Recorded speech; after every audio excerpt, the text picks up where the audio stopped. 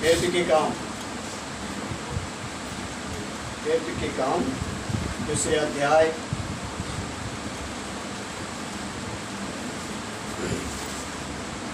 प्रेरित के काम दूसरे अध्याय हम सब मिलकर पढ़ते हैं।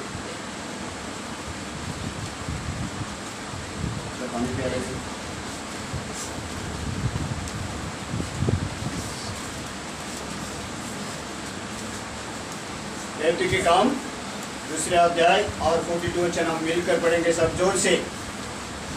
मिला सबको? एक्ट्स चैप्टर 2 and 42 सब मिलकर जोर से पढ़ते हैं। ते प्रेषितांच्या शिक्षणात आणि सहवासात भाकर बोलण्यात व प्रार्थना करण्यात तत्पर असत। और एक बार हिंदी में पढ़े। और वे प्रेरितों से शिक्षा पाने, और वो प्रेरितों की शिक्षा पाने, और संगति रखने, और वो संगति रखने, और रोटी तोड़ने, और प्रार्थना करने में लौलीन रहे। और वो प्रार्थना करने में लौलीन रहे। मराठी में प्रेषितांच्या शिक्षणात आणि ते प्रेषितांच्या शिक्षणामध्ये संगतीत भाकर आणि संगती आणि भाकर मोडण्यामध्ये प्रार्थना करण्यात तत्पर असत। आणि ते प्रार्थना करण्यात तत्पर असत। और एक वचन पढ़ते हैं, योना 6 अध्याय, जॉन गॉस्पेल 6 अध्याय और 55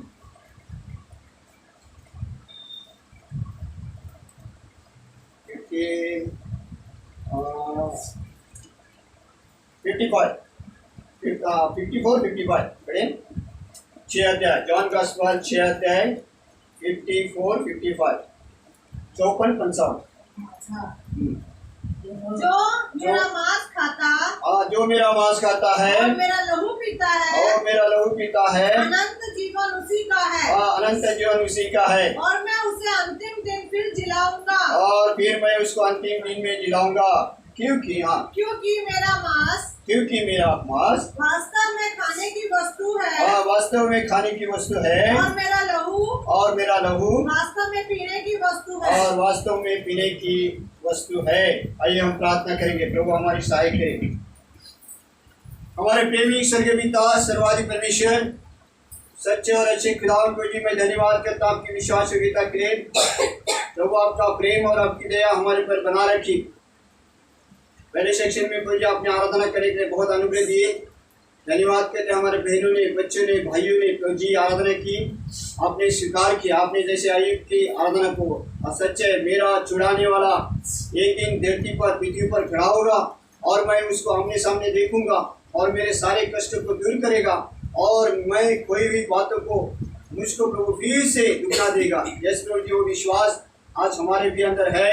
और प्रभु जी सच्चे हम शरीर में कितने भी दुख और कष्ट में क्यों ना हो, मगर प्रभु जी बीमारों से भी क्यों ना हो, हमारे डायबिटीज, हमारे बीपी और एलर्जी ऐसे कई रोगों से प्रभु जी कई मनुष्य पीड़ित है प्रभु जी, मगर उसके अंदर होने के बावजूद भी प्रभु आप उनको बड़ा विश्वास देते कि अय्यूब और अब्राहम और प्रभु जी वो 2 अंधे के पक्ष में हमने धन्यवाद करते। प्रभु जी आज भी हम फिर एक बार आपने कहा ये लहू और ये रोटी मेरा सही खाते हैं और वो जो खाता है वो जीवित होगा, वो कभी ना मरेगा। सच्चे मेरे प्रभु जी इस बात का प्रमाण है, आपका वचन सत्य कहता है। इसलिए मैं फिर एक बार दंडोत करता हूँ, इसमें हम भागीदार होना चाहते हैं। हम अपने आप को परखते हुए अधिक आपके निकटता का अनुभव पाते हैं। हम अब जब आकाश बादल के ऊपर आ जाए तब हम बड़े सयाने होकर प्रभु जी निर्दोष होकर निष्कलंक होकर प्रभु जी आपके मिलने के लिए बादल के साथ हम उठाए जाए। लॉर्ड प्रभु जी इसीलिए हम फिर से एक बार प्रेरित की शिक्षा और संगति रखने, रोटी तोड़ने में, प्रार्थना करने में हम लड़े। हम प्रार्थना करते हैं, हम धन्यवाद करते हैं प्रभु जी आपके प्रेम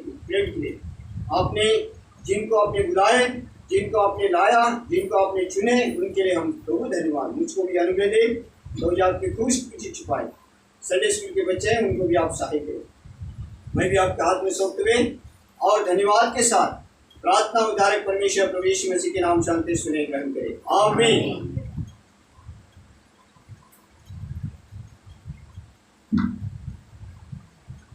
हमने देखा इस प्रेरित की शिक्षा में फिर से एक बार पढ़े वचन, प्रेरित काम दूसरे अध्याय और 42 वचन। और वे प्रेरितों से शिक्षा पाने, वो प्रेरित की शिक्षा पाने और संगति रखने, और वो वो संगति रखने और रोटी तोड़ने और वो रोटी तोड़ने और प्रार्थना करने में लोलीन रहे। और ये प्रार्थना करने में लौलीन रहे। ये बाइबल में से एक बहुत पूर्ण नए नियम की कलीसिया का एक क्या है, एक नियम है। बहुत ऐसे मिस ये नियम कोई मनुष्य नहीं। यहाँ पे जब पेंटिका में सेवा शुरू हो चुकी पेत्रस के द्वारा पेंटिकॉस्ट के दिन में, उसी समय की ये बात है। और हम देखते हैं ये नए नियम की कलीसिया को प्रस्तावित करने के लिए प्रभु ने बिल्कुल एक छोटे से दर्शन को या नए कलीसिया का दर्शन को इसने प्रभु ने दिया। और इसी कलीसिया के पक्ष में हम देखते हैं, इस दर्शन के पक्ष में, इस वचन के पक्ष में ये लगाव हम देखते हैं। ये दर्शन हमारे अंदर होना चाहिए। इस वचन के द्वारा ये दर्शन है, वचन के द्वारा ये क्या है, हमारा लक्ष्य केंद्रित करता है। और ये लक्ष्य हम कहाँ से कहाँ जा रहे हैं इसके पक्ष में। जैसे हमने बपतिस्मा या विश्वास किया, बपतिस्मा रोटी, और तो हमने शिक्षा पाने में, संगति रखने में, रोटी तोड़ने में और प्रार्थना करने में हम लीन होते। इस बातों को हम देखते हैं कि आज ऐसा ही आज हम भी जिन्होंने बपतिस्मा लिया है वो लोग कहाँ पे आए, प्रेरित की शिक्षा में, संगति में, रोटी तोड़ने में हम आ चुके हैं। और हम देखते हैं ये टेबल के महत्वपूर्ण समय हमें कई सप्ताह के सप्ताह हम देख रहे हैं। इसका महत्व क्या है कि ये टेबल हमको कहाँ पे ले चलना चाहता है, ये टेबल हमको परिपूर्ण करना चाहता है। और ये टेबल के पास हम आकर अपने आप को जांचते हैं, ये टेबल के पास आकर हम अपने आप को सत्य और पवित्र निर्दोष रखते हैं। ये टेबल के द्वारा ही और इमेज के द्वारा ही हम अपने आप को प्रमाणित करते हैं कि मैं रोटी और प्याला में भागीदार होने के द्वारा मैं प्रभु के राज्य में प्रवेश करूंगी। इसीलिए यहाँ पे इस बात को प्रमाणित करता है। और इसीलिए हम पिछले दिनों से बाइबल के 7 मुख्य विषय को देख रहे थे। हम पिछले दिनों में बाइबल के 7 मुख्य विषय को हम देख रहे थे। पहला विषय हमने क्या देखा था, डिफरेंस के साथ बताओ, वही जो नोटबुक ढूंढने लगे। पहला बाइबल का सत्य 7 को पहला सत्य एक विषय, मुख्य विषय क्या था, लव, परमेश्वर का प्रेम, बीवी का प्रेम नहीं, गर्लफ्रेंड का प्रेम नहीं, हाँ, और पति पत्नी का प्रेम नहीं, किसका प्रेम, हाँ, इधर love Jesus Christ is my प्रेम। वो प्रेम उसने क्रूस के ऊपर तुम्हारे लिए मेरे लिए किया। लिखा है यूहन्ना 3:16 में लिखता है, परमेश्वर ने जगत से ऐसा प्रेम किया कि उसने एक अपना लौटा पुत्र दे दिया, इसीलिए कि जो कोई उसके ऊपर विश्वास करे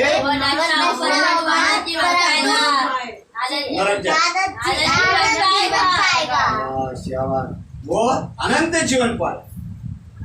और ये सबसे पहली बात है कि प्रभु ने हमसे प्रेम किया, तभी हमने परमेश्वर से प्रेम करना जान गए। ये सबसे पहले। दूसरी बात हमने क्या देखा था कि परमेश्वर का अनुग्रह, इस मर्सी इज अनुग्रह, परमेश्वर का अनुग्रह, ये परमेश्वर का अनुग्रह हमने देखा था। ये परमेश्वर का अनुग्रह कैसा है, सच है।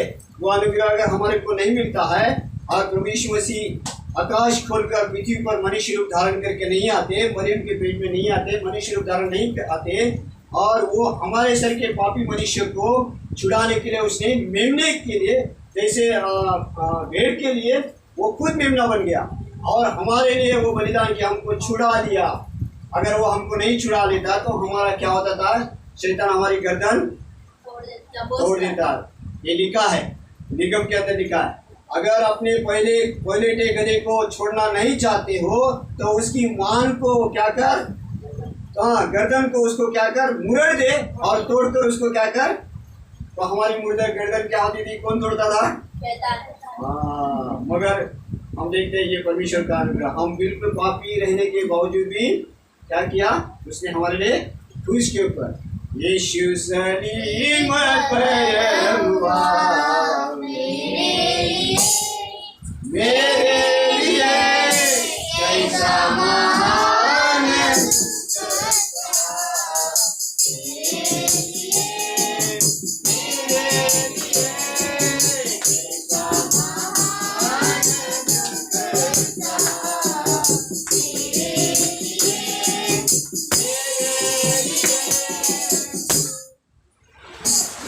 ये अनुग्रह। तीसरी बात हमने देखा पवित्र आत्मा का कार्य। अगर हमारे अंदर पवित्र आत्मा है तो हम क्या करना चाहिए, पवित्र आत्मा के द्वारा कार्य करना चाहिए, पवित्र आत्मा के द्वारा चलना। कितने लोग हैं पवित्र आत्मा है? वो पहले से रहता है, मगर कई लोग बोलते हैं पवित्र आत्मा आने के लिए प्रार्थना करो, फिर क्या होता है? अरे ये क्या पवित्र आत्मा का काम है क्या है? क्या करते हैं? पवित्र आत्मा जैसा प्रार्थना किया पास से तो हुक्कू करती।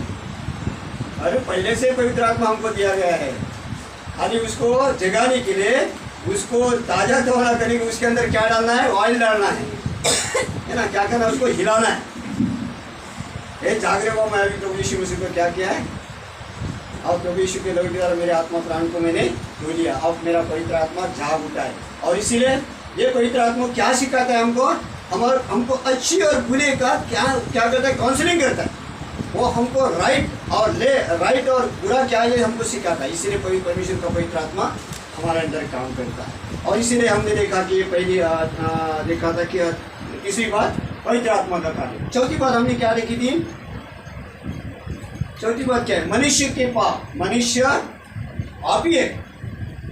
3 अध्याय 23 वचन है ना, रोमी की 3 अध्याय 23। मनुष्य पाप है, ये पाप को दर्शाता है। और ये चौथी बात, और सच है मनुष्य पापी है। और आज का मनुष्य कोई मानता नहीं कि मैं पापी हूँ, मगर बाइबल कहती है in the word of God, परमेश्वर का वचन का सारे मनुष्य ने क्या किया? इन सिन। और इसीलिए परमेश्वर को नहीं देख सकते, परमेश्वर को नहीं जान सकते, परमेश्वर का दर्शन नहीं पा सकते। इसे लिखा है, ईशा में लिखता है, देखो पढ़िए उसको। मैं इसीलिए तुमको दर्शन नहीं देता हूँ कि तुम्हारे, हाँ जैसा है कि पुस्तक बहुत अच्छा लिखता है वहीं पे, हाँ 59 2 वचन, 59 बड़ी अच्छा, बहुत अच्छा वचन। मराठी में बड़ी सर हाँ नहीं, पहले दूसरा वचन कर तर तुमचे पाप, हाँ कारण तुमचे हात रक्ताने, तुमची बोटे अधर्माने मिटाळली आहे, तुमची वाणी असत्य आहे, तुमची जीवा दूसरा वचन परंतु तुम्हारे अपराध, हाँ तुम्ही व तुमचा देव याच्यामध्ये आड भिंतीप्रमाणे झाले आहे। हाँ बिल्कुल, क्या है? तुमसे पाप अधर्म वो क्या हो गया? आड़ भिंती के नहीं हो चुका, इसीलिए वो आपको क्या नहीं देता? पड़ी अधर्म प्रमाणे झाले आहे। हाँ तुमचे तो तुम्हाला पातकामुळे तो तुम्हाला दर्शन देत नाही। हाँ बस, तुमच्या पापामुळे तो तुम्हारा दर्शन देत नहीं, वो तुम्हारे पापों के कारण तुमको दर्शन नहीं दे रहा। इसीलिए सब मनुष्य पापी, मनुष्य परमेश्वर को खोजने के लिए। फिर से हिंदी में पढ़िए सर। परंतु तुम्हारे अधर्म के कामों ने, परंतु तुम्हारे अधर्मों के कारण तुमको तुम्हारे परमेश्वर से अलग कर दिया है।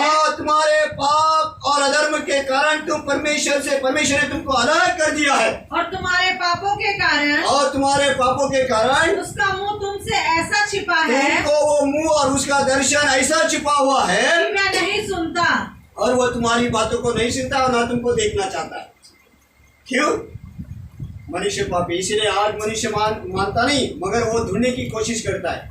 इस पहाड़ के ऊपर जाओ, उस पहाड़ के तरफ तपस्या कर, ये कर, और बिल्कुल कुछ ना कुछ करने की कोशिश करते, प्रयास करते, मगर ऐसा नहीं मिल सकता जब तक आप हृदय से उसको नहीं मानते, उसके लहू के द्वारा नहीं दिए जाते।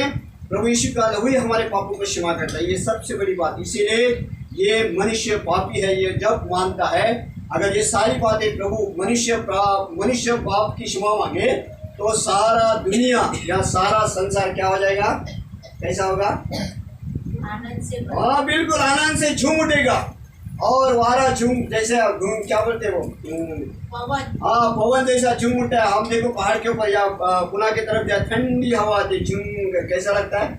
अरे क्या बम्बई में गर्म है रे भाई, मगर पुणे में हवा आती तो बहुत ठंडा लगता है, झूम हवा लगती, तब हमारा मन कैसा होता है?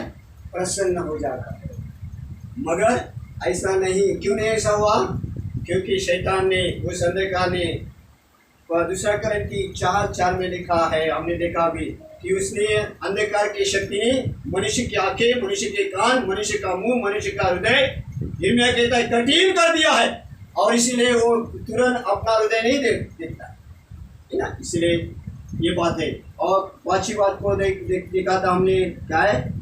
संसार का भविष्य है ना। पांचवी बात को हम देखे संसार, और पेतरस के में देखे थे संसार, और संसार का कैसा है? संसार क्या है? ये संसार जो है, ये नियुक्त किया है कि एक दिन ये क्या हो संसार, ये आकाश पृथ्वी अग्नि से नष्ट की जाए। मगर इससे पहले, अग्नि से नष्ट होने से पहले हम क्या हो जाएंगे? लोग हो जाएंगे, उठाए जाएंगे। ये सबसे पहले, ये 5वीं बात। अभी समझ में आया? क्या बाद में बोलेंगे क्या तुम बड़बड़ बोला, भट्टी की माफी बोलता, भाई हमको कुछ देखने के लिए मिलता, कुछ नहीं मिलता। बाद में पूछा जाए तो क्या है, राम की सीता कौन है? अब ध्यान से हमसे, अब 2 ही बयान बाकी है, 5 हो गए ना, अभी 6 और 7। बाइबल के मुख्य तथ्य जो है, मुख्य विषय जो है, 7 बातों के ऊपर निर्धारित है। आप जब, इसीलिए मैं आपको अर्जुन के कहता हूँ कि अपने अपने भाषा में है। अगर पंजाबी आता है तो पंजाबी पढ़े, हिंदी आता है तो हिंदी पढ़े, कन्नड़ा आता है तो कन्नड़ा पढ़े, तेलुगु आता है तो तेलुगु पढ़े, मराठी आता है तो। इसी कारण अपनी भाषा में, अपनी भाषा में परमेश्वर बात करता है ना। ये सत्य और सरल है, इस बात में बहुत एक प्रमाण भी है। इसीलिए हमारे जीवन का ये बहुत तथ्य है और बिल्कुल हमको क्या बनाए, इस बात में आड़े और खड़े रहना है। ये पंजाबी भाषा है ना, आड़े रहो और खड़े रहो, आड़े रहो और खड़े रहो। दूसरे भाषा में बाइबल में ये कहता है तुम परमेश्वर के अधीन हो और शैतान को क्या, याकूब ने कहा शैतान को क्या वजह करो, दूर करो। अब हम देखते हैं, अब 5 बातें देखें, अब 6ठी बात हम देखते हैं, शैतान की स्थिति। अब ये बहुत मुख्य बात है, ध्यान से सुने। शैतान को हम कैसे हरा सकते हैं? क्या बात है? यहाँ पे हम देखते हैं शैतान की स्थिति। पढ़िए प्रकाशित वाक्य, प्रकाश 20 अध्याय 10 वचन। एक मिनट, हाँ, प्रकाशित वाक्य, शैतान की स्थिति, प्रकाशित वाक्य, हाँ 20 अध्याय 10 वचन। देखिए क्या, शैतान को आग में डाला जाएगा, ऐसा लिखा है। शैतानाला अग्नीच्या व गंधकाच्या सर्वात टाकण्यात आले। टाकण्यात येईल असं लिहिलं आले का? त्यात ते शापत व खोटा संदेश आहे, इथे त्यास रात्रंदिवस युगायुगापर्यंत पीडा भोगावी लागेल। हाँ बस इन्हीं में पढ़े, प्रकाशित वाक्य 20 का, प्रकाशित वाक्य 20 का 10। उनका भरने वाला शैतान, उनका भराने वाला शैतान आग और गंधक की उस झील में, जिसमें वह पशु और झूठा भविष्यवक्ता भी होगा, डाल दिया जाएगा। हाँ, डाल दिया जाएगा। बस कौन, किसको? शैतान को। शैतान की जगह कहाँ पे है? नरक में। मगर हम देखते हैं आज नरक में कौन जा रहे हैं? सब मनुष्य, भीड़ की भीड़ जा रही है। कौन जा रहा है? बिल्कुल शैतान को। आज इसीलिए आज आप और मैं, हमारे पीछे, वो संसार के पीछे नहीं लगा है। संसार क्या, वो आसानी से वो क्या डाला है, जो मछली पकड़ने वाले होते हैं ना, हाँ जाला, वो डाल रहा है और खींच के लेकर टोकरी में भर के डाल रहे हैं। मगर हमारे ऊपर डाल नहीं चलेगी उसकी। क्यों? क्योंकि हमने प्रभु यीशु को पा लिया। मगर फिर भी वो हमको क्या करता है, दिलाने की कोशिश करता है वो।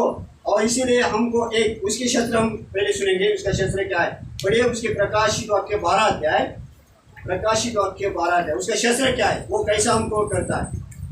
प्रकाशित वाक्य 12 अध्याय और 9, 10, 13 पढ़िए। 3 शस्त्र है उसके अंदर। प्रकाशित वाक्य, तब वह बड़ा अजगर अर्थात वही पुराना सांप जो इब्लीस और शैतान कहलाता है और सारे संसार का भरमाने वाला है। हाँ बस क्या करता है, सारे संसार को भरमाने वाला। और वो भरमाता है, वो संसार को तो भरमाता है, मगर हमारे विश्वासी लोगों को भी भरमा देता है ना। क्यों, कैसा भरमाता है? बिल्कुल वो जैसे आदम हवा को उसने फंसा दिया, उसको भरमा दिया। उसको क्या दिखा, बड़ी वो फल खाने की नहीं है, फिर भी उसको क्या करता है, हाँ लालच दिखाता है, भरमाता है। उसको क्या रंग रूप दिखाता है, कितना अच्छा, उसके फल के अंदर से उसको कुछ भी मालूम नहीं है, और उसके अंदर के गुण को बाहर निकाल कर दिखा रहा है। और एक नारियल वाला यूपी वाले भाई है, वो नारियल बेच रहा है।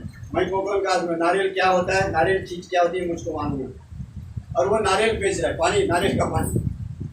तो नारियल का पानी कैसा बेचता है, वो ऐसा हाथ मार के, अरे ऐसा हाथ मार के अंदर कितना कच्चा है का पक्का है कैसा मालूम पड़ेगा उसको, कैसा मालूम पड़ेगा। मगर उसकी जो डेट रहता है, उसका जो मूल रहता है वो टच होता है।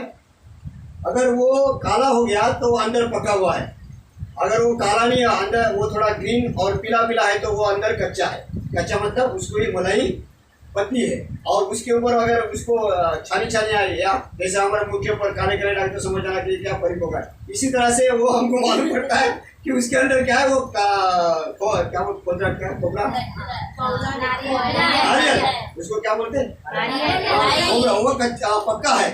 इसी तरह से मगर उसको बोला मैंने, भैया आप नारियल पर आप तो बेचते हो पैसे के लिए, मगर मैं उसको आपको बताऊं कि ये नारियल कितना क्या है। और सच है, उसको बोला ये नारियल काट ले, इसके अंदर जाड़ा खोबरा मिलेगा। वो काट लिया, उसने देखा तो नारियल। तो बेहतर बोले कैसा जानते हैं, मैं बोला अरे मैं नारियल के पेड़ को अच्छी तरह से जानता हूँ। और कहने का मतलब क्या है, उसको मालूम नहीं। ऐसे कई लोग हैं वो बताते ये अच्छा है वो अच्छा, मगर काटने के बाद देखते तो क्या हुआ। ऐसे भाड़ा में एक बार एक बहन नारियल छाट रही थी, तो वहीं पे एक बहन आई, बोली मुझको पतला वाला देना। क्या देना? पानी और थोड़ा पतली मलाई चाहिए। तो मैं वहीं पे खड़ा था, ट्रैक्स मेरे हाथ में थे और मैं खड़ा था, तो मैं देख रहा हूँ कि ये बहन क्या करे, तो सबको सुई मारी क्या, और देखता तो सुई मार के एक उसने उठाया। वो उठाया कौन सा? जिसने झाड़ा खोबरा है ना, उसी को उठा दिया। वो काट रही, तो काटते काटते देखा और उसको क्या दिया, पानी पी के दिया। और जब वो तोड़ दिया तो उसके अंदर खोबरा कितना है, झाड़ा। उसने क्या मांगा था? ऐसा। मगर वो बहन क्या बोली, नहीं इसमें पतला है, इसमें पतला है। मगर खोलने के बाद देखा तो क्या है, या ऐसा ही हमको शैतान क्या करता है, भरमा देता है। हम भी कभी कभी विश्वासी लोग भरमाए जाते हैं, इसीलिए सावध रहना, हमको भरमाना नहीं। ये पहला स्टेप उसका, पहला शस्त्र क्या है उसका, वो हमको भरमा देता है। भरमा बोला तो उलझन में डाल देता है, वचन के पक्ष में हो। और कई प्रश्न हमारे जीवन में उल्टे सुलटे सब कुछ हमारे अंदर आते हैं, और हमको शैतान क्या करता है, हमारी जगह को जहाँ पे प्रभु यीशु बैठा है वो हम वहीं पे बैठना लेता है। और इसीलिए बिल्कुल क्या हो रहा है, वो अपने को भरमा कर वो अपनी जगह को बनाना चाहते हैं, इसीलिए वो भरमा देती है। और दूसरा शस्त्र क्या है उसका, बड़े 10 वचन। तेव्हा मी जगात मोठी वाणी आहे ती म्हणाली, आता तारण सामर्थ राज्य आमच्या देवाचे झाले आहे, व अधिकार त्याच्या ख्रिस्ताचा झाला आहे। कारण जो आमच्या बंधूचा दोष देणारा आमच्या देवासमोर रात्रंदिवस त्याचा दोषारोप करणारा तो खाली टाकण्यात। बिल्कुल हिंदी में पढ़िए। फिर मैंने स्वर्ग से ये बड़ा शब्द आते हुए सुना, अब हमारे परमेश्वर का उद्धार और सामर्थ और राज्य और उसके मसीह का अधिकार प्रकट हुआ है, क्योंकि हमारे भाइयों पर दोष लगाने वाला जो रात दिन हमारे परमेश्वर के सामने उन पर दोष लगाया करते था। क्या है, वो हमारे अंदर दोष ढूंढता है, संसार के अंदर नहीं। ये लोग कल हमारे पास टेम्पो है गाड़ी का, और बाहर इधर से भी प्यार हो गया, उधर से प्यार हो गया, और 10-15 मिनट। मगर वहीं पे एक बहन और एक भाई तक बाइक के ऊपर जा रहे थे, तो मैं बोला 10 मिनट है, 10-15 मिनट में टैंकर खड़े हो। मगर वो सुनने के लिए थोड़ा वो 10 प्रभु ने उसको प्रार्थना की तरह चुप किया, मगर शैतान ने उसको उकसा दिया। और वो क्या बोले, मैं बोला हाँ पानी नहीं है हमारे पास, इसलिए हमने टैंकर हो गया। तो बोले क्या हमारी क्या बोलते हो, ये हमारी का ये है क्या, वो हमको इधर से जाना है। मतलब 10 मिनट में आपको जाने के लिए मिलेगा, थोड़ा रुको रुको। मगर वो गाड़ी चलाना उसको उसका नहीं, उसको भी मुझको कुछ बोला है। और आखिर में उसने कुछ बुला क्या, मुझको सुनने नहीं आया, मगर उसने बड़ा बुला क्या कहा। मैं बोला 1-2 मिनट सिस्टर, 2 मिनट खाली, बस थोड़ा सा पानी बाकी है तो भर दूंगा। मगर हम देखते वो शैतान उसके अंदर क्या करने लगा, उकसाने लगा, भरमाने लगा, और उसको कुछ तो करने लगा। और बोलते तो आप बोलो इसका मतलब मेरे साथ वो क्या करे, झगड़ा करे, फाइटिंग करे। इसीलिए मगर मैं प्रार्थना करता हूँ, जी उसका मुंह बंद कर, प्रभु जी उसको ये कर, तुमने कहा है क्या मेरा हाथ छोटा है, और सच है। मगर फिर भी प्रभु की दया से कल का बहुत अच्छा समय निकला। और हम देखते जो गए थे उनको बोला भाई जी उसको क्षमा कर, मैं गेट खोल दिया, उसको क्षमा कर दिया, आपको 10 मिनट 15 मिनट लेट जाना पड़ा। एक में उसमें से क्या बोला, अरे क्या आदमी पागल है तू, ऐसा बोला। किसको बोला ये, किसको बोला ये,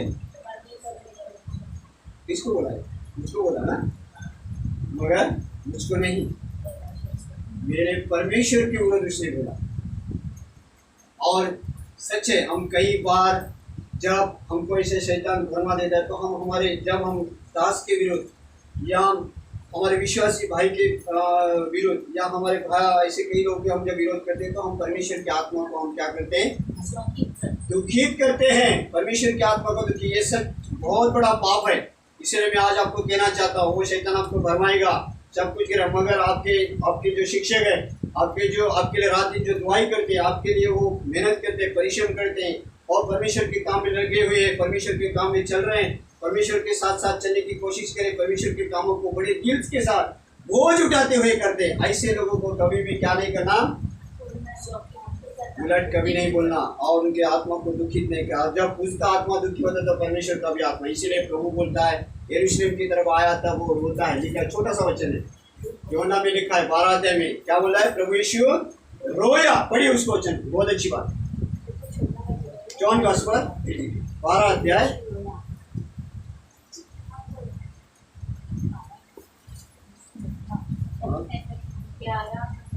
11 का, हाँ बिल्कुल 35, राइट, करेक्ट। पढ़िए उसको, 11 का 35 शीर्षक पढ़िए, मराठी में हिंदी में पढ़िए। यीशु रोया। हाँ, कितना छोटा वचन है बाइबल में। इसने आपको पूछा सबसे छोटा वचन कहाँ पे है, तो क्या बताना है, परमेश्वर रोया। यूहन्ना 11 का 35। ये सब यीशु रोया। इसमें बहुत गहरी बात है। यीशु क्यों रोया, क्योंकि यरूशलेम के लोगों ने, जो यहूदी थे, विश्वासी थे, उन लोगों ने आत्मा को शोकित कर दिया और एक दूसरे के ऊपर बुराई करने लगे, एक दूसरे के ऊपर पत्थर फेंकने लगे, एक दूसरे के ऊपर कीचड़ उतारने लगे। तब परमेश्वर का आत्मा, तो परमेश्वर उसके अंदर रोया, बोलता है ये क्या लोग हैं। इसलिए मेरे प्रियो, आपके लोगों के ऊपर बिल्कुल नहीं, इसीलिए परमेश्वर होता है। इसीलिए हमारे विश्वासी भाई और विश्वास के साथ परीक्षा हम कैसे रहा, आड़े और खेड़े, आड़े और खेड़े, आड़े और खड़े, बिल्कुल आड़े और खड़े रहे। और बिल्कुल आप किसी को नहीं, इसके पक्ष में अगर मैं देखता हूँ, अगर आप आशीष चाहना चाहते हो, आशीष को पाना चाहते हो, आपके अंदर वो बहुत बड़ी बलिदान होना चाहिए।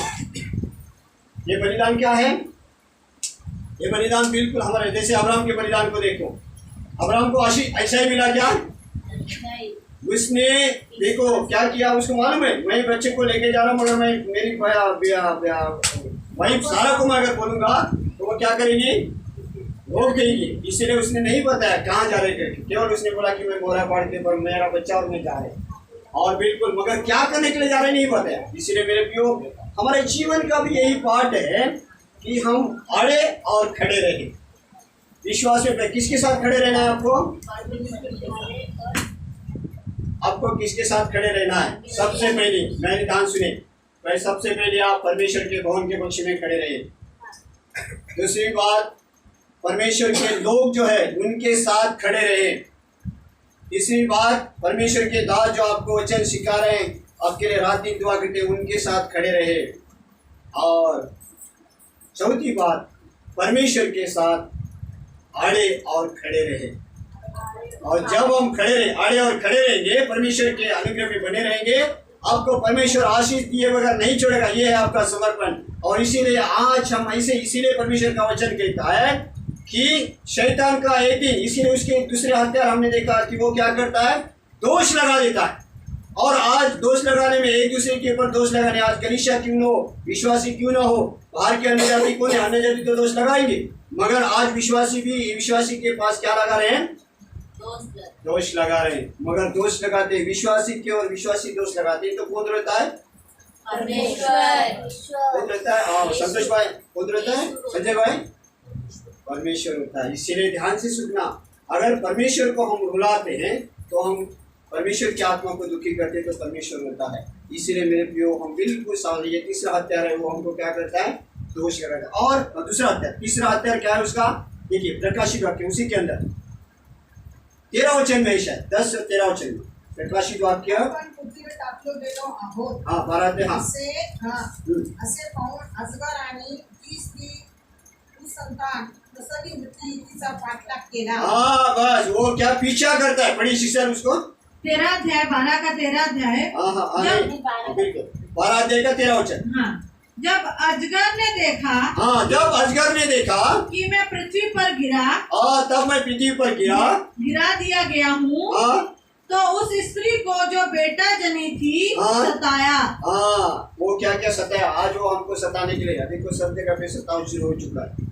वो क्या करता है, वो सताना शुरू करता है। और सच है, ये सतावट हमको कहाँ से आएगा, ये अन्य जाति लोगों से, हमारे लोगों से सतावट आ जाएगा। और बिल्कुल कई लोग नाना प्रकार की नाना विचार की बातें को बोलते रहेंगे, मगर हमको सहना है। और सच है, कल भी मैं बहुत सह लिया। और सच है, मैं बहुत चिड़चिड़ापन होना, मेरी बीबी भी हाई होने की टाइम से हो गया। और इतना मैं घर में गया, 2 बार घुटने टेके, प्रभु जी सेवा चल रही, सब कुछ जरा 2 कलीसिया के बपतिस्मा में। कितने कल बपतिस्मा में मालूम है? 26 लोगों के बपतिस्मा में। और कंपाउंड में भीड़ की भीड़ लगी है ना। और जब कंपाउंड में भीड़ की भीड़ लगती है, शैतान बिल्कुल काम करना शुरू करता है। इसलिए मैं डर गया और मैं प्रभु से घुटने टेका, प्रभु से रोया, प्रभु जी सच्चे इतने लोग आ रहे हैं, प्रभु आप दया कर, ये सब सुरक्षित होने के लिए सहायता। और सच में और प्रभु ने सुरक्षित सबको काम भी किए, बपतिस्मा भी हो गए और धीरे धीरे से चले भी गए। मगर हम देखते हैं हमारे अंदर वो शत्रु काम करता है और हमको क्या करता है, उलझाने की कोशिश करता है। और हम यहाँ पे देखते हैं ये तीसरा हथियार उसका क्या है, वो हमारे पीछे लगता है। और इसीलिए मेरे प्रिय ध्यान से रखिए, वो संसार के पीछे नहीं है। किसके पीछे है? वो विश्वासी लोग जो विश्वास में चल रहे, बाइबल पढ़ रहे, वचन पढ़ रहे, उसके पीछे है। और ये उसके पीछे ही लगेगा, क्योंकि वो क्या करना चाहता है, आपको धक्का देकर फिसलना चाहता है, धक्का देकर आपके हाथ पांव तोड़ना चाहता है, आपको बीमार डालना चाहता है और आपको बिल्कुल खाट के ऊपर बिठाना चाहता है। ऐसा करने वाला मैं, मगर उससे बढ़कर परमेश्वर हमारा है और वो हमको क्या करता है, सारी बातों से प्रोडक्शन। इसे लिखता है, दावीद लिखता है, मैं परम प्रधान के परमेश्वर के छाया में बैठूंगा और मैं उसका आश्रय करूंगा। वो मेरे सारे संकट से, दुख से मुझको बचाकर वो अपने बिल्कुल महिमा स्वरूपी परमेश्वर के पास मुझको ले चलेगा। वो अपने पंखों की छाया के नीचे रखेगा, अपने पंखों की छाया छुपा कर रखेगा और मेरी रक्षा करेगा। और इसीलिए आज भी हमारे ये 3 हथियार है उसके। पहला हथियार कौन सा? अब ध्यान से पढ़िए। पहला हथियार कौन सा? भरमाना और भरमा देना। दूसरा हथियार कौन सा? दोष लगाना। और तीसरा हथियार कौन सा? और पीछे लगना। और सच है, आज ऐसा ये हमारे पीछे लगता है, दोष लगाता है, भरमा देता है, ये सब उसका हथियार है। मगर ये हथियार को हम हथियार को नाकाम कैसे करें? इस हथियार को या उस बात में नाकाम कैसे करें? तो नाकाम करने के लिए हमारे पास भी हथियार होना चाहिए। पहली बात, यूहन्ना सुसमाचार जॉन गॉस्पेल 6 अध्याय 51 और 58, ये पहला हथियार हमारा। स्वर्गातून उतरलेली जिवंत भाकर मी आहे, या भाकरीतून जो कोणी खाईल तो सर्वकाळ वाचेल। जी भाकर मी देईल ती जगाच्या जीवनासाठी माझा देव अशी आहे। व्यास यहुदी आपसात वितंडवाद करू लागले, हा आम्हास आपला देव आवाज कसा देईल? यावरून येशूने उत्तर दिले, मी तुम्हास खची सांगतो, तुम्ही मनुष्याच्या पुत्राचा देह खाल्ला नाही व त्याचे रक्त प्याला नाही तर तुमच्यामध्ये जीवन नाही। हाँ बिल्कुल, यही वचन पढ़े हिंदी में। जीवन की रोटी मैं हूँ, जीवन की रोटी जो स्वर्ग से उतरी मैं हूँ। हाँ, जीवन की रोटी स्वर्ग से उतरी वो मैं हूँ। यदि कोई इस रोटी में से खाए, और यदि कोई इस रोटी में से खाए तो सर्वदा जीवित रहेगा। और सर्वदा जीवित रहेगा। और जो रोटी मैं जगत के जीवन के लिए दूंगा, और ये रोटी मैं जगत के जीवन के लिए दे दूंगा, वह मेरा मांस है। और ये मेरा मांस है। और हम यहाँ पे देखते हैं, ये रोटी और प्याला जब हम भागीदार होते हैं तो शैतान हम हारते हैं। इसका रोटी में पावर है और हमारे विश्वास में पावर है। और ये एक परमेश्वर के टेबल के ऊपर आने की बहुत इंपॉर्टेंट पार्ट है। इसीलिए ये टेबल नए कलीसिया के दर्शन ने टेबल को बिछा दिया। इस टेबल का अर्थ क्या है? शिक्षण पाना, संगति रखना, रोटी तोड़ना और प्रार्थना करना। ये हमारे लिए प्रोडक्शन है। ये 4 बातें हमारे प्रोडक्शन। इसीलिए ये रोटी हम जब खाते हैं, उसका लहू पीते तो हमारे अंदर वो जीवन आता है और हम शत्रु को हराने के, खड़े और अड़े रहने के लिए हम क्या हो जाते हैं? तैयार हो जाते हैं। और इसीलिए प्रभु आपको ये मैच के द्वारा हमको तैयार करना चाहता। अब ये तैयार करने का क्या मतलब? ये बातों को हमको लेना, ये हम देखते हैं। इसलिए ये पहला हथियार है उसका। दूसरा हथियार क्या है? याकूब की पत्री 4 अध्याय 7 वचन। याकूब की पत्री 4 अध्याय 7 वचन। ये बायाड है हमको। बड़े वचन सी सर, मराठी में, हिंदी में 4:7। जेम्स इंग्लिश में पढ़ना बेटा, अलीजा। यास्त देवाच्या अधीन व्हा। हाँ, यास्त देवाच्या अधीन व्हा। सैतानाविरुद्ध आडवे व्हा। हाँ, सैतानाविरुद्ध आडवे व्हा। म्हणजे तो तुम्हापासून पळून जाईल। और तो तुम्हापासून पळून जाईल। हाँ, शैतान के आड़े रहो और खड़े रहो, अड़े रहो और खड़े रहो, अड़े रहो और खड़े रहो। पंजाबी भाषा बहुत अच्छा मुझको आती है। अड़े रहो और खड़े रहो। और शैतान अड़े बोलेगा तो परमेश्वर के वचन में बने रहो और उसी के अंदर क्या हो सके, तब शैतान भाग जाएगा। और देखिए उसके अंदर क्या लिखा है सर, इसीलिए परमेश्वर के अधीन हो जाओ और शैतान का सामना करो तो वह तुम्हारे पास से भाग निकलेगा। हाँ, ये हमारा दूसरा शस्त्र है। किसके अंदर अधीन रहना है, परमेश्वर के अधीन अड़े रहो और खड़े रहो। इसीलिए हमारे जीवन का बहुत इंपॉर्टेंट पार्ट है और अड़े रहो। ये तीसरी बात, पहला पेत्रस 5:8 तीसरा हत्यारा हमारा 5 अध्याय और साक्ष्य देणारे तिघे आहेत. 5:8 सॉरी हाँ साक्ष्य देणारे तिघे आहेत. हाँ. आत्मा, पाणी व रक्त या तिघांची साक्ष एकच आहे. हाँ नहीं सावध असा, जागे राहा असा आहे. 5:8 पहिला पेत्रस 5:8 सावध असा, हाँ सावध असा, जागे रहा, तुमचा शत्रू सैतान हा गरजणाऱ्या सिंहासारखा कोणाला गिळावे हे शोधत फिरतो. हाँ वो शोधत फिरता है. हाँ आगे 8 हिंदी में पढ़ी, 8 और 9 चीज हिंदी में नहीं मिला. और जागते रहो क्योंकि तुम्हारा विरोधी शैतान हाँ भरमाने वाला सिंह के समान इस खोज में रहता है कि किसको फाड़ खाए. हाँ और 9 विश्वास में दृढ़ होकर और यह जानकर उसको सामना करो कि तुम्हारा भाई जो संसार में है ऐसे ही दुखों से सह रहे. हाँ बिल्कुल हिंदी में पढ़ी मेरा. हाँ ब्रदर कितना? 5 का 8 9 सचेत हो जाओ और जागते रहो क्योंकि तुम्हारा विरोधी शैतान गरजने वाले सिंह के समान इस खोज में रहता है कि किसको फाड़ खाए. 9 विश्वास में दृढ़ होकर विश्वास में आड़े रहकर खड़े रहे और ये जानकर उसका सामना करो तुम्हारे भाई जो संसार में थे ऐसे ही दुख सह रहे और सह के चले गए हैं. इसीलिए मेरे प्रियो, परमेश्वर के वचन में आड़े और खड़े रहकर इस वचन को हम बिल्कुल मानते रहे और तब हम शत्रु को हरा सकते हैं. नहीं तो हम शत्रु को नहीं हरा सकते. यह हमारा तीसरा हत्यारा है. और चौथा हत्यारा है जो ईपीसी 6 अध्याय 17 ईपीसी 6 अध्याय 17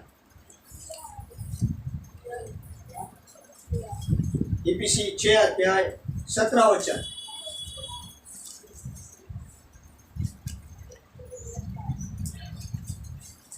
ईपीसी 6 अध्याय 17 कारणरूपी शिरस्त्राण व देवाची वचनी ही आत्म्याची तलवार ही घ्या. हाँ हिंदी में मिला. ईपीसी 6 अध्याय 17 और उद्धार का टोप. हाँ उद्धार का टोप, आत्मा की तलवार जो परमेश्वर का वचन है. हाँ वो परमेश्वर का वचन है. ले लो. हाँ ले लो. बिल्कुल बाइबल उठाए, बाइबल पढ़ो उससे मानो, आज्ञा मानते हुए बढ़ते तुम जाओ. बाइबल पढ़ो उससे मानो, आज्ञा मानते हुए बढ़ते तुम जाओ.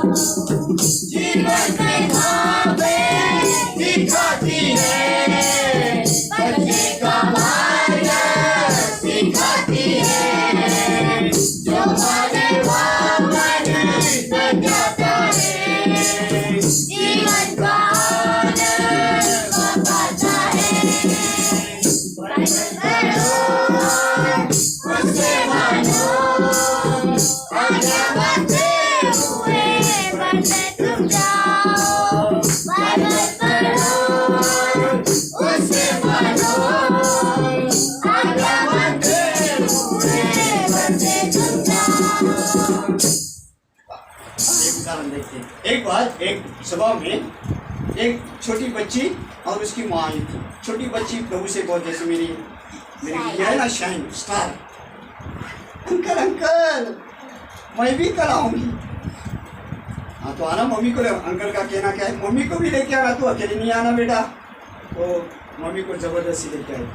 मम्मी बोलती बेटा नहीं मैं नहीं आऊँगी, मैं घर में खाना है, ये है वो है, सब कुछ ऐसा है। मगर वो चर्च में चली गई और जाने के बाद पासवान या प्रभु के दास वचन देने शुरू किया। वचन बहुत अच्छा लगा, सब कुछ चले और वो बच्ची बहुत खुश हुई। अंकल ने आज वचन दिया और वो उसके मन में था कि अंकल मेरे लिए, मम्मी के लिए और मेरे लिए आकर प्रार्थना करें। तो उसकी मन की बातें परमेश्वर ने जान लिया और अंकल ने जब वो प्रभु के दास से जब वचन खत्म हुआ तो वचन खत्म होने के बाद वो हर एक के लिए प्रार्थना करते करते चले गया। तो वहीं पे लड़की और उसकी माँ बैठी हुई थी। तो लड़की को जब लड़की ने अंकल को कहा अंकल मैं यहाँ पे बैठी हूँ, मेरे लिए भी प्रार्थना करना, मेरे मम्मी के लिए भी प्रार्थना करना। तो अंकल ने बड़े विश्वास से प्रार्थना की। किसके लिए? शाइन के लिए। Bless His name, my Father, my Lord, thank you. My baby's blessing and grace and God and you on the place Savior Jesus Christ. आमीन। ऐसा करके जब उस प्रार्थना किया तो बेटी हर्षित होकर पूरी होकर पूरी मार कर क्या बोली? अंकल ने मुझको आशीष दी, अंकल ने मुझको आशीष दी, अंकल ने मुझको आशीष दी। वो क्या हुई? खुशी से भर गई। मगर उसकी बाजू में मम्मी बैठी थी। वो क्या करे? वो क्या करे? ऐसी करी। ऐसा क्यों क्या बोला? क्योंकि उसको खींच कर लाया गया। उसको क्या किया? खींच के लाया। और बच्ची कैसे आई थी? अपने मन से आई थी, बिल्कुल। वो खींच के, मगर जब उस पास्टर जी या ब्रदर हाथ रख के प्रार्थना करते वो क्या करे? उसको आशीष नहीं चाहिए। और सेवा खत्म हुई, चली गई घर में। 2 महीने बीत गए। 2 महीने के बाद जब 2 बीत गए तब क्या हुआ कि 2 महीने के बाद उसको गले का कैंसर हो गया। गले का कैंसर हुआ। गले का जब कैंसर हुआ तब वो 2 महीने बेटी कलीसिया में नहीं गई थी, प्रार्थना में नहीं गई थी, मम्मी के कारण दवा ये करने, तो दवा से भी ठीक नहीं हो रहा। तो फिर वो छोटी बेटी को बोलती है बेटी हम चले जाएंगे वो पास्टर के पास, दास के साथ चले जाएंगे। मम्मी क्यों? कल संडे है ना, इधर जाके थोड़ा प्रार्थना करेंगे। अब वो प्रार्थना के लिए क्या होगी? तैयार। हाँ, अब उसको बुलाना नहीं पड़ रहा है। उसको पहला क्या हुआ? जबरदस्ती खींच के लाई से। अभी क्या हो गया? वो अभी इसको थी खुद आ गई। क्यों?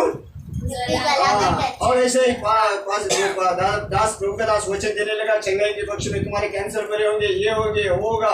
ऐसा करके जब बोलो हाथ ऊपर करो, मैं प्रार्थना कराऊं, आपकी बीमारी ठीक हो जाएगी। तब उसने प्रार्थना करना शुरू किया। तो ये लड़की ने क्या किया? अपने मम्मी के हाथ में हाथ लेकर प्रार्थना की।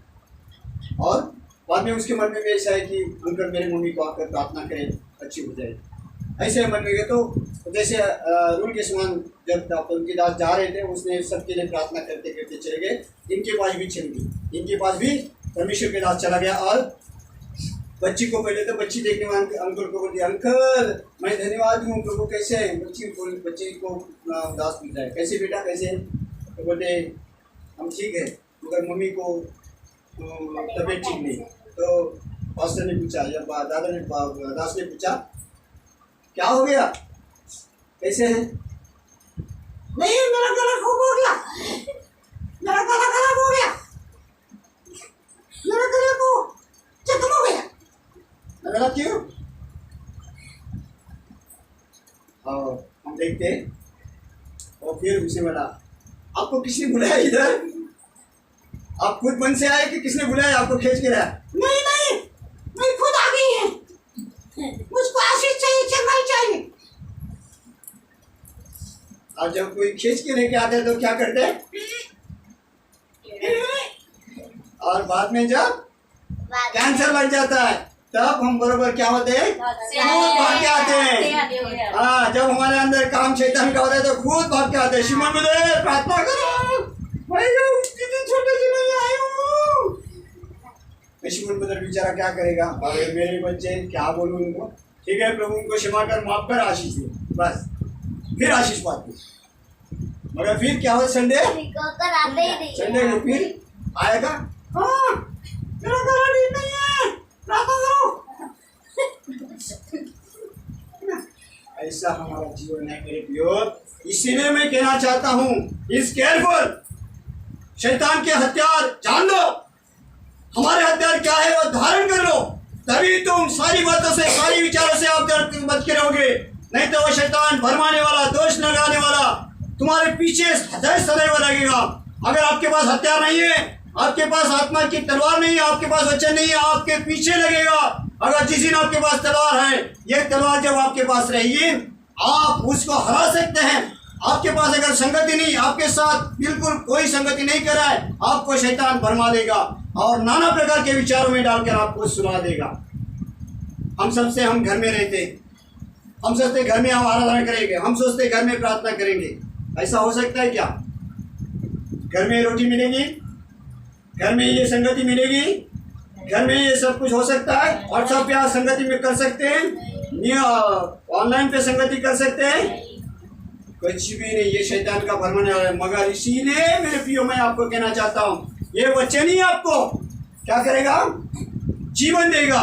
वचन ही आपको रक्षा करेगा, वचन ही आपकी सहायता करेगा, वचन ही आपकी तलवार है। ये शैतान को हरा सकता है। इसीलिए आप और मैं, अगर हमारे अंदर शैतान का काम ना करे, इसलिए आपको सबसे बड़ी क्या और करना है? चर्च के साथ आपकी जुड़े रहना है, कलीसिया के साथ जुड़े रहना है, और आपके दास के साथ जुड़े रहना है, आपके विश्वासी जो है उसके साथ जुड़े रहना है। और इतना ही नहीं, परमेश्वर के वचन में भी जुड़े रहना है। और अड़े और खड़े रहकर जब हम रहोगे, तभी हमको परमेश्वर आशीष देता है, नहीं तो हमको आशीष नहीं मिलता है मेरे प्रियो। यह हमारा बलिदान है।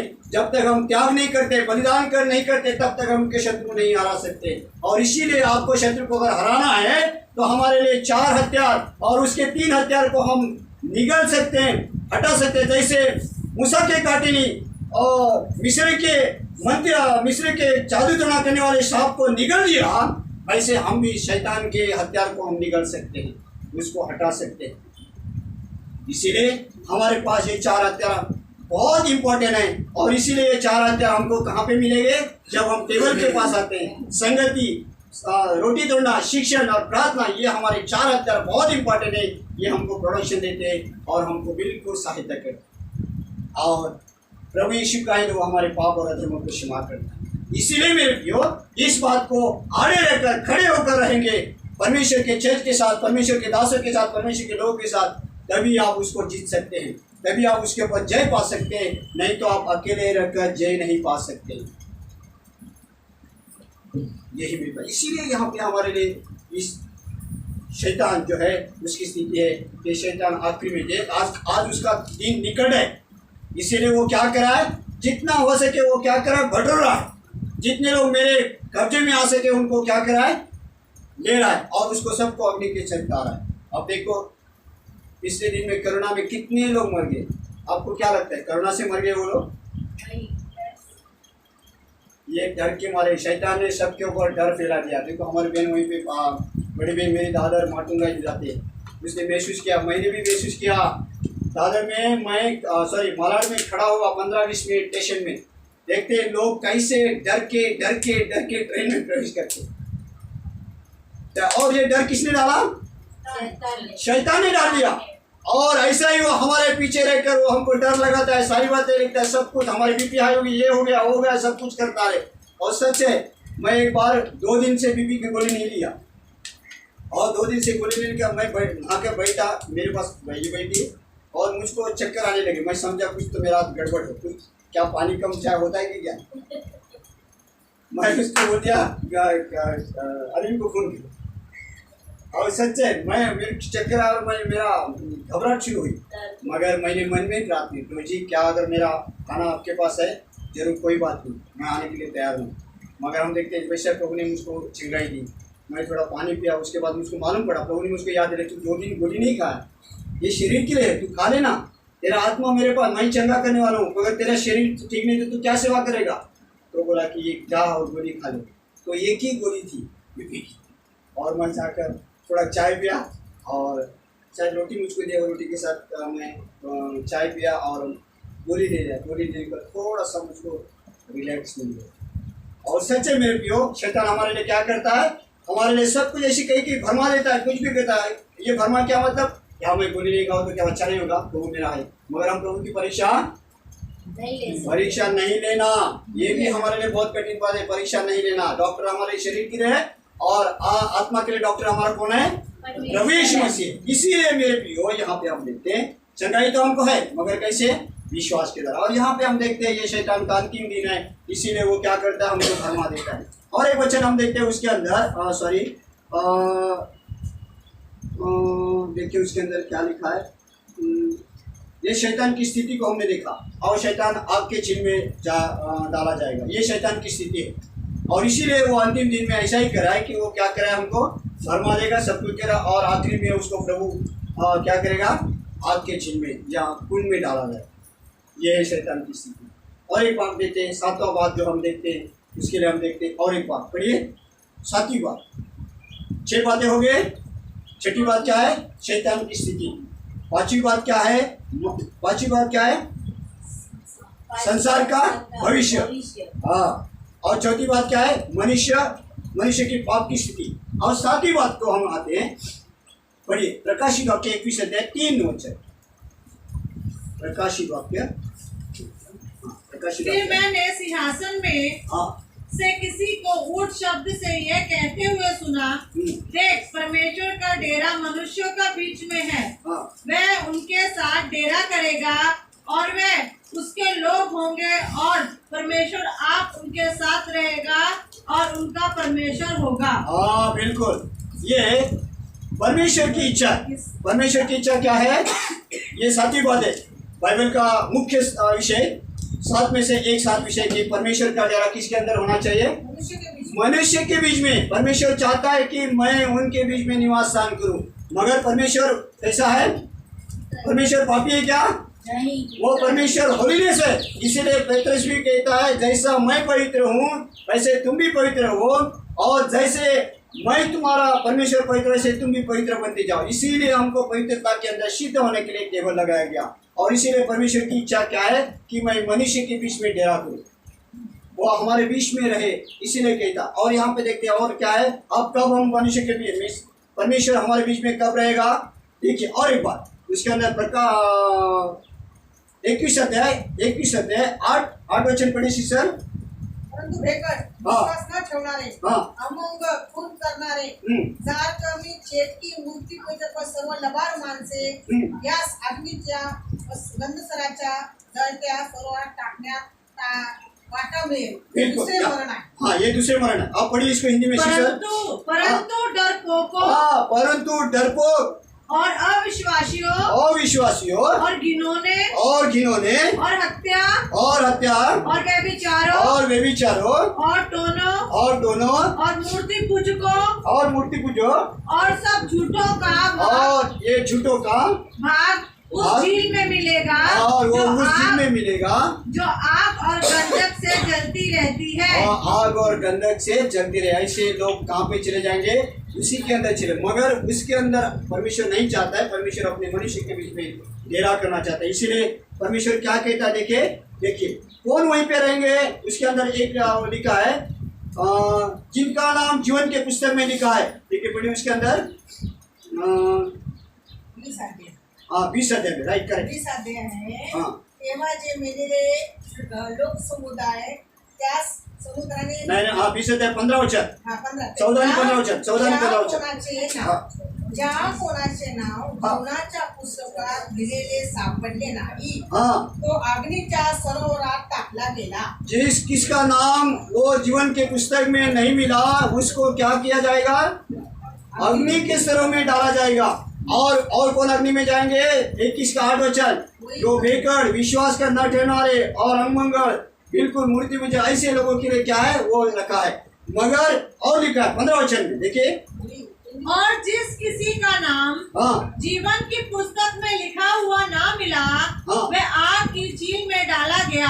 हाँ, बीच इसका मतलब वो जीवन के पुस्तक में जिसका नाम नहीं लिखा गया उसको आग के झील में डाला जाएगा। और एक वचन उसके अंदर वो जीवन के पुस्तक में नाम लिखता है, उसके अंदर वचन है इसमें 12 वचन हाँ 12 मृत लेता है, 12 है ना।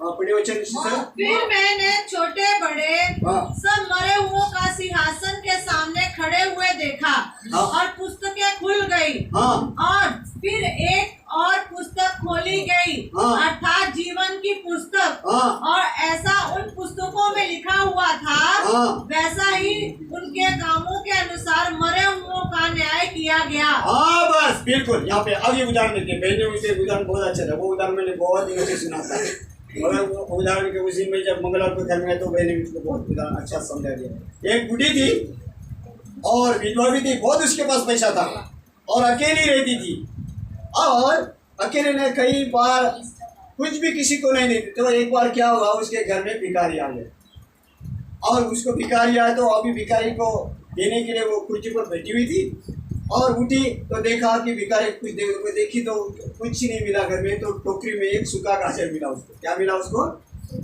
सूखा गाजर मिला और सूखे गाजर को उसने दे दिया और उस किसको दिया? वो भिखारी को दे दिया। और सूखे गाजर देने के बाद वो भिखारी चला गया और वो बूढ़ी कई दिन रही और उसके बाद वो बूढ़ी वो बहन जो है मर गई। और हम देखते मरने के बाद हम देखते और वो अग्नि में ही चली गई।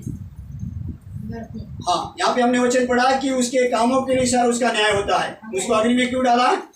उसके कामों के अनुसार। और हम देखते हैं उसको अग्नि में डाल दिए और अग्नि में डाले तो वो अग्नि में क्या चिल्लाने लगी, है ना। चिल्लाते हुए तो प्रभु बोलता है, अरे भाई लोग स्वर्गदूत, अरे क्या वो क्यों कौन चिल्ला रहा है भाई? तो प्रभु के दास स्वर्गदूत बोलते हैं, प्रभु जी वो अभी बूटी मर गई ना, वो आकर उधर चिल्ला रही। तो क्यों चिल्ला रही?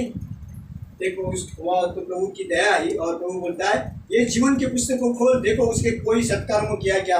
तो स्वर्गदूत उसके सत्कर्म को खोलने लगे, कुछ नहीं मिला। तो एक ही सत्कर्म उसका था, वो क्या है? उसने एक भिखारी को सूखा गाजर क्या दिया? सूखा गाजर दिया था और सूखा गाजर दिया ये उसमें लगा। तब स्वर्गदूत बोला, प्रभु जी इसने एक ही सत्कर्म किया कि उसने भिखारी को सूखा गाजर दिया। तो प्रभु बोले एक काम करो, वो सूखा गाजर रस्सी को बांध लो और नरक में उसको अग्नि में छोड़ दो। अब उसको बोलो अगर तेरे ये गाजर तुझको ऊपर ले आता है तो ले आए, ये तेरा सत्कर्म है इसीलिए तेरा न्याय है, इसीलिए तू अग्नि में डाली गई है, इसीलिए तुझको जना। तो उसको रस्सी में अंदर डाल दिया। तो क्या सचमुच सूखे गाजर की नहीं ऊपर आ सकती है? नहीं। मेरे प्रियो हमारा भी ऐसा ही है। हम जब तक आड़े और खड़े नहीं रहते, सत्कर्म नहीं करते हैं और हम जब तक कोई सत्कर्म नहीं, तो हमारा भी न्याय सत्कर्म के अनुसार होगा और हमारा न्याय वचन के अनुसार होगा। इसीलिए मेरे प्रियो यहाँ पे हम देखते हैं इस बात को परमेश्वर ये कहना चाहता है कि क्या तुम्हारा जीवन के पुस्तक में नाम है? अभी जीवन की पुस्तक में सत्कर्म करने से होता है। सत्कर्म पहली बात। दूसरा बात, सत्कर्म कैसा है? नाम के द्वारा। दूसरी बात है आत्मा के द्वारा। कैसे है? अब ये सत्कर्म क्या है? देखो उसके अंदर लिखा याकूब की पत्री, उसने लिखा है अच्छा करना जानता है मगर वो नहीं कार्य करता है, वो उसका पाप है। 4:17 याकूब की पत्री। और उसके अंदर एक और भी वचन लिखा है, जिसको प्रभु यीशु मिला हाँ जो उसके अंदर ही है। पढ़िए याकूब पढ़िए सर 4:17 चांगले करणे कडक असून हाँ 4:17 त्याप्रमाणे जो करीत नाही ते त्याचे पाप आहे। हाँ इसीलिए जो कोई भलाई करना जानता है और इसीलिए जो कोई भलाई करना जानता है और नहीं करता और वो नहीं करता, उसके लिए ये पाप है। उसके लिए ये पाप है। हाँ, और आगे उसके अंदर एक लिखा है जिसको प्रभु यीशु मिला उसको जीवन मिला। ऐसा है। पढ़िए यूहन्नाचे पहिले पत्र हाँ। 5:12 बिल्कुल, यूहन्ना की पहली पत्री 5:12 5:12 राइट, करेक्ट। वाह, अब आपको क्या ज्याला प्राइस? तो हाँ पुत्र आहे त्याला जीवन आहे, हाँ ज्याला देवाचा पुत्र नाही त्याला जीवन नाही। हाँ बिल्कुल। हिंदी में पढ़े यूहन्ना की पहली उन्होंने पत्री। उससे पूछा जिसके पास पुत्र है, यूहन्ना की पहली पत्री 5:12 ना। जिसके पास पुत्र है, जिसके पास पुत्र है जिसके पास जीवन है, उसके पास जीवन है। जिसके पास परमेश्वर का पुत्र नहीं है, जिसके पास परमेश्वर का पुत्र नहीं है उसके पास जीवन नहीं है। उसके पास जीवन भी नहीं है। जिसके पास पुत्र है आप बेटे उसके से- पास जीवन है, और जिसके पास परमेश्वर का पुत्र नहीं उसके पास जीवन भी नहीं है। हाँ बिल्कुल, जिसके पास परमेश्वर का पुत्र नहीं उसके पास जीवन भी नहीं है ना। इसीलिए हम देखते हैं यहाँ पे, हम देखते हैं हमने कुछ विश्वास करना है, तभी हमारा जीवन के पुस्तक में नाम आ सकता है। किस कहाँ पे विश्वास करके? परमेश्वर के ऊपर। क्या विश्वास करना है? रोमी 10 अध्याय 9-10 वचन को हमको स्मरण करना है। प्रभु मेरे पापों के लिए मारा गए, गाड़े गए, तीसरे दिन जी उठा, और मैं विश्वास करती हूँ मेरे लिए आपने पापों के लिए मुझको दिए, मेरे लिए आपने आपका लहू दिए, मेरे लिए आप बलिदान हुए, भेड़ की नहीं, और मैं जानता हूँ कि मेरे इस खातिर ये सब कुछ किए, और मैं विश्वास करती हूँ हे प्रभु मेरे हृदय में वास कर और मेरा नाम वो जीवन की किताब में लिख दे। ये सबसे बड़ा बहुत महत्वपूर्ण सत्य कृत्य है, सत्य काम या सत्य का कर्म है। ये सत्य कर्म इसीलिए लिखता है। और भी एक वचन है, जिन्होंने अपने उद्धारकर्ता को जान लिए, जिन्होंने अपने क्रिएटर और परमेश्वर प्रभु यीशु यहोवा को जान लिए, वो अपने सत्कर्म से भरे हुए और पापों से दूर रहकर वो नई आकाश नई पृथ्वी के अंदर वो प्रवेश करते हैं। ठीक है, इसीलिए वो चाहता है कि आप मैं कहाँ पे देड़ा करूँ, परमेश्वर का निवास कहाँ पे हो जाए? मनुष्य के बीच में। अब ये मनुष्य के बीच में है तो मनुष्य कहाँ रहता है? पृथ्वी पर। अब ये पृथ्वी नष्ट हो जाएगी, ये पृथ्वी नष्ट हुई, मगर परमेश्वर बोलता है मैं नया आकाश और नई। यशायाह की पुस्तक पढ़िए, उसके अंदर बहुत अच्छी बात लिखा है। यशायाह 65 17 वचन, यशायाह उसके पक्ष में भविष्यवाणी करता है।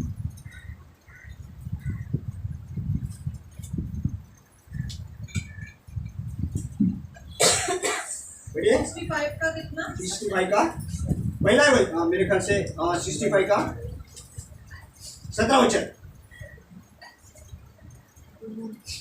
क्योंकि देखो मैं नया आकाश और नई पृथ्वी उत्पन्न करता हूँ, हाँ देखो मैं नया आकाश और नई पृथ्वी उत्पन्न करता हूँ, और पहली बातें सिमरन न रहेगी, आज पहली बातें आपके स्मरण में ना रहेगी, और सोच विचार भी न आएगी। हाँ सोच विचार भी नहीं आएंगे। ये कौन सी बात है? ये पुरानी पृथ्वी परमेश्वर निगल देगा, अग्नि से भस्म करेगा, अग्नि से नष्ट करेगा, मगर जिन्होंने परमेश्वर प्रभु यीशु मसीह को पा लिए, विश्वास कर दिया और उसके पीछे चल रहे हैं, और आड़े और खड़े होकर परमेश्वर के साथ, परमेश्वर के दासों के साथ, परमेश्वर के मंदिर के साथ, परमेश्वर के लोगों के साथ सत्कर्म करते रहे हैं, और गरीब भूखे को खाना दे रहे हैं, नंगे को कपड़ा दे रहे हैं, बीमारों को देखने जा रहे हैं, वो कैदी में उसको देखते हैं, उसकी स्तुति लेते हैं। ऐसे लोग कहाँ पे रहेंगे? कहाँ पे रहेंगे? नए आकाश और नई पृथ्वी के अंदर रहेंगे। और ये पहली पृथ्वी जो पहली आकाश क्या हो जाएगा? निगल जाएगा, चला जाएगा। और इसीलिए परमेश्वर की इच्छा है, सातवीं बात, कि मेरा मनुष्य, मैंने जिसको हाथों से बनाया, मैंने उसको मेरे स्वरूप में रचा, वो मनुष्य कहीं नरक ना चला जाए, इसीलिए वो मेरे साथ संगति करे, मेरे साथ जीवन बिताए, मैं उनके बीच में निवास स्थान करूं। वो मेरी प्रजा है, वो मेरे लोग हैं, मैं उनका परमेश्वर रहूंगा, मैं उनके साथ चलता रहूंगा, और मैं उनका दीपक बन के रहूंगा। रेगुलेशन में लिखा है, देखिए उसकी बहुत अच्छी बात है। इसीलिए परमेश्वर की सातवीं इच्छा या बाइबल की 7 कर्तव्य में से मुख्य उससे ये है, विशिष्ट भाग है, वो है परमेश्वर का डेरा। किसके बीच में? गीत में है, क्या है देखो? देखो मनुष्य के बीच में परमेश्वर यहोवा निवास कर रहा है।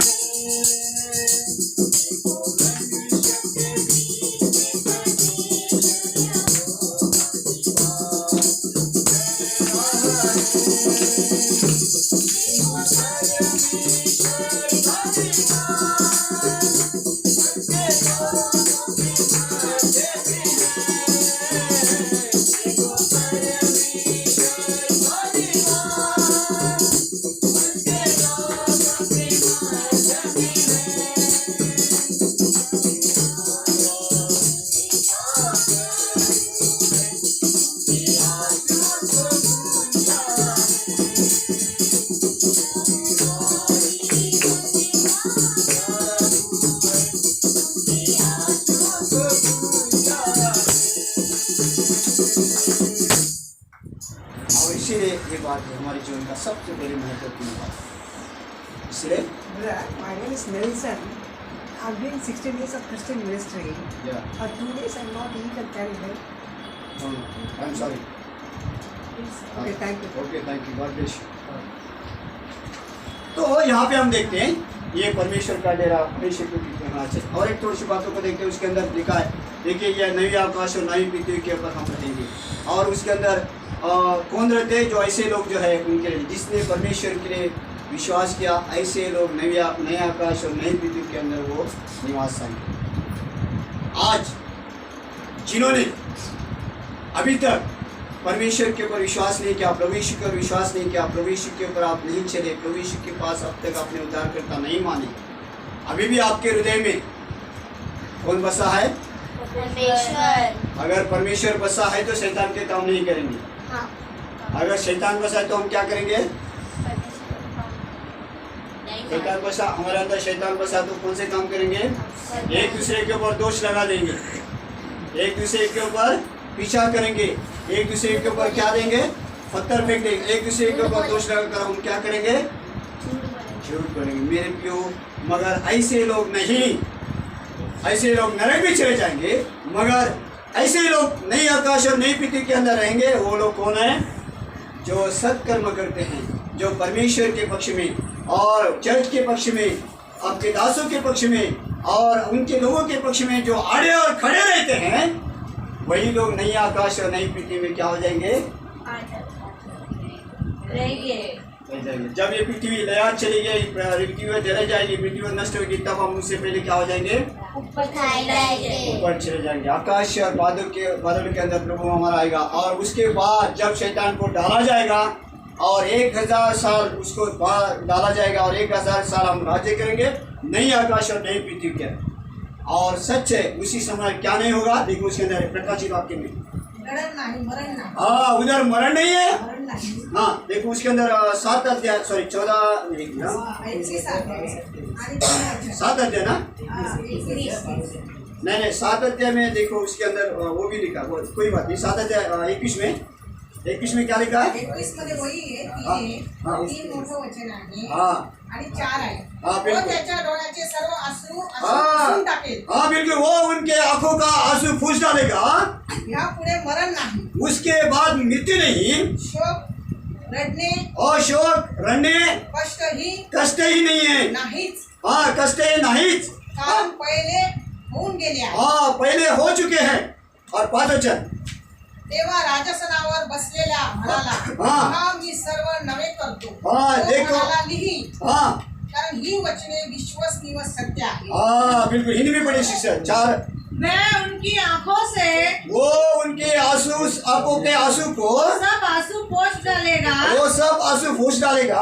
और इसके बाद मृत्यु न रहेगी मृत्यु नहीं रहेगी, और न शोक, और ना शोक, न विलाप, ना विलाप, न पीड़ा रहेगी। ना पीड़ा रहेगी। पहली बातें जाती रहेंगी। पहली बातें जाती रही। जो सिंहासन पर बैठा था और वो सिंहासन पर बैठा है, उसने कहा देख मैं सब कुछ नया कर देता हूँ। देख मैं सब कुछ नया कर देता हूँ। फिर उसने कहा लिख ले, क्योंकि ये वचन विश्वास के योग्य और विश्वास योग्य और सत्य है।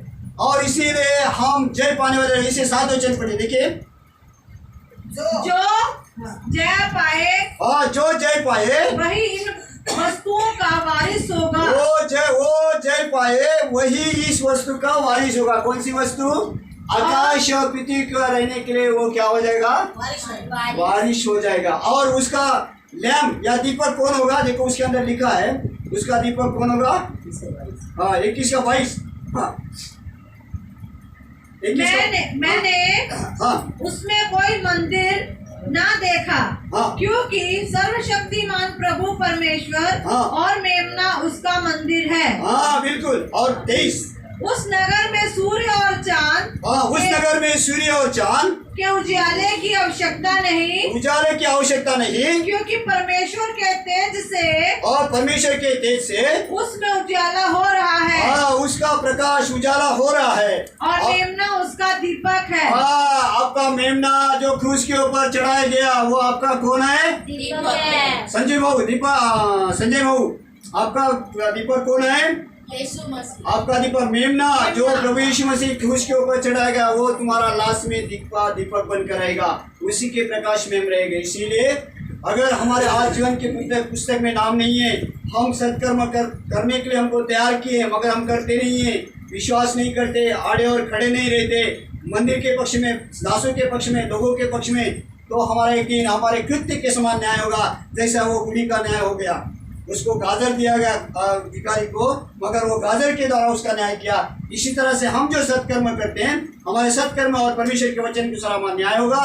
और हमने भले काम किए, अच्छे सत्कर्म किए, हमने प्रभु यीशु को हमारा उद्धारकर्ता मान लिया, हमारे मन परिवर्तन हुए, हमारा जीवन परिवर्तन हुआ, हमने उस परमेश्वर के वचन को फॉलो किए, हम उसके डिसाइपल, हम उसके शिष्य बने और उसके आगे पीछे चलने की हम कोशिश करें, क्योंकि वो एक दिन हमको नया पृथ्वी और नया आकाश में, जहाँ पे वो मेमना, वो दीपक, वो लैम्प हमारा है, उसके प्रकाश में हम सदैव वो क्या हो जाएंगे? बने रहेंगे। यही है 7 बाइबल में से एक मुख्य उद्देश्य। इसीलिए आपको अगर किसने पूछा बाइबल के 7 मुख्य उद्देश्य बताओ, बाइबल में से 7 मुख्य उद्देश्य का एक मुद्दा बताओ, तो आपको हाथ ऊपर करके ये बात आएगी आपके पास। हमारे पास भाई बख्श सिंह आ रहे हैं, भाई बख्श सिंह के चेला एक है जो बचपन से उनके गोद में खेला पाला है, वो प्रभु के दास प्रभु की छत तो 20 तारीख को आएंगे और वो भी यही प्रश्न आपको पूछेगा। तभी आपको हाथ ऊपर करके छाती तोड़ कर बोलना चाहिए, नहीं तो मेरी मुँह निकाल दोगे, क्या बोलते हैं, मेरा मुंडी काट कर नीचे डाल दोगे तो मुझको डांटेंगे, बोलेंगे अरे क्या तू सिखाया नहीं अभी तक तू। इसीलिए भाई बख्श सिंह के चेहरा अभी भाई बख्श सिंह समान नहीं है, वो व्हाइट एंड व्हाइट। आप सचमुच बेटी ने दर्शन देखा था कि हमारे कंपाउंड में भाई बख्श सिंह आ रहे हैं, भीड़ लगी हुई है, अच्छा का सब व्हाइट एंड व्हाइट है। और सच है, ये भी मैंने प्रार्थना की, प्रभु सच है क्या वो बेटी का दर्शन सच है और सच है, और बोला प्रभु सच है, मैं मेरे दास को भेज रहा हूँ, वो मेरा दास आ रहा है, उसका आदर कर। और सच है, मैं मेरे मन में थोड़ा कन्फ्यूज था, मगर प्रभु ने जब बोला उसको बुला, वो तेरे पास आना चाहता है, जो तेरे पास आना चाहता है वो मेरा चेला है और वो अभिषेक किया मैंने किया, मेरे दास के द्वारा वो अभिषेक पाया हुआ है और वो व्हाइट एंड व्हाइट सच है मैंने। और उनका 3 तारीख को बर्थडे था और बोले कि मैं अभी मेरा बर्थडे हो गया, मैं कोई की इच्छा होगा तो मैं 20 तारीख के संडे में तुम्हारे बीच में रहना चाहता हूँ। और सच है, वो हमारे पर हाथ जब रखे, हम सचमुच उस प्रकाश में अभिषेक की तरह हम भर जाएंगे। इसलिए मेरे प्रियो, यहाँ पे हम देखते हैं कि वो हमारा मेमना लैम्प हमारा प्रभु यीशु मसीह है और इसीलिए हम उसको उद्धार करता हमारे विश्वास करें। और इसीलिए हमने ये 7 मुख्य विषय को हमने देखा। ये 7 विषय मुख्य किसको दर्शाते हैं? 7 विषय मुख्य किसको दर्शाते हैं? क्यों देखा? हाँ बिल्कुल, वेरी गुड। शिक्षण, संगति, रोटी तोड़ना और प्रार्थना, ये 7 ही बातों से, ये 4 बातें अंदर है और ये 7 बातें कहाँ है? बाहर है। 7 और 4 कितना हो गया? 11 क्या? 1 + 1 1 + 2। इसका मतलब मैं अल्फा ओमेगा परमेश्वर मैं हूँ और पिता और मैं एक है। 2 का अर्थ क्या है? पिता और मैं योग। जिसने पुत्रों को देखा उसने पिता को भी देखा। इस सीक्रेट इज द टेबल। इसीलिए ये टेबल हमारे बीच में लगाया जाता है और ये टेबल का बहुत इंपॉर्टेंट पार्ट है। इसीलिए जिन्होंने बपतिस्मा लिया है और वो बपतिस्मा लेना चाहते वो पहले आराधना करना सीखे, और जिन्होंने बपतिस्मा लिया है वो आराधना करते रहे, और जो आराधना करते हैं उस टेबल में भाग लेने के लिए हम भागीदार से और हम वचन को जीवन के द्वारा पढ़ के वचन के द्वारा जीवन को फर्क हुए टेबल में या रोटी और प्याला में। इसीलिए लिखता है ये रोटी स्वर्ग से उतरी है, ये कोई खाता है और ये कोई पीता तो उसके अंदर मेरा जीवन रहता रहता है, और वो मर भी जाए फिर भी वो क्या हो जाएगा? हो सकता है प्रभु यीशु आने के पहले हम भी चले जाए, मगर हमारा हम जब प्रभु यीशु आएगा तो तारीखों के तो सबसे पहले मुद्दे जो पहले गए हमारे से कि हम पहले जाएंगे तो वो क्या हो जाएंगे, वो जाएंगे। कितनी बड़ी बात है। और इसीलिए यहाँ पे प्रभु की इच्छा क्या है, मेरा डेरा मनुष्य के बीच में रहेगा, मैं उनका परमेश्वर बनूंगा, मैं उनका ज्योति बनूंगा, मैं उनका लैम्प बनूंगा। वो मेमना लैम्प और ज्योति कौन है, यीशु प्रभु है तेरा तारनहार, यीशु प्रभु है तेरा तारनहार।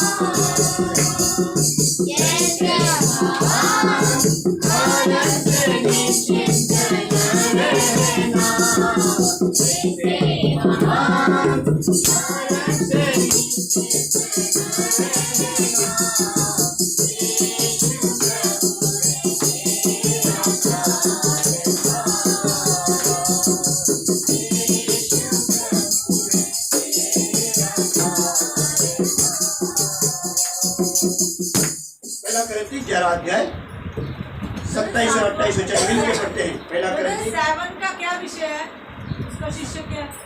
7 का, हाँ 7 का परमेश्वर का डेरा मनुष्य के बीच में। प्रकाशित वाक्य 21 अध्याय 1, 2, 3, 8। और अविश्वासी कहाँ रहेंगे, झील के अंदर, आग के झील में अविश्वासी। मगर जो प्रभु यीशु के ऊपर सत्कर्म या प्रभु यीशु को स्वीकार किए वो कहाँ रहेंगे, नए आकाश नई पृथ्वी, है ना। ये पुरानी पृथ्वी हिल जाएगी और ये हमारा शीर्षक है। परमेश्वर की इच्छा क्या है, मैं मनुष्य के बीच में डेरा करूँ, निवास स्थान करूँ, है ना। ये उसका शीर्षक। आइए पहला करंती 11 अध्याय, हम रोटी और प्याला में भागीदार हैं। पहला करंती 11 अध्याय 27 और 28 वचन पढ़ेंगे। बड़े जोर से सब लोग मिलकर, म्हणून जो आहे के प्रकार ही भाकर खाए आता पुढचा जरा पे ते तुमचे शरीर परत या समाधानी दोषी ठरेल, म्हणून माणसाने आत्मपरीक्षण करावे आणि मग या बातमीची खावी और पैरातून प्यावे। प्रभु बड़े हुए आशीष वचन को आशीष करे। आइए हम रोटी तोड़ते, प्रभु हमारी सहायता करें।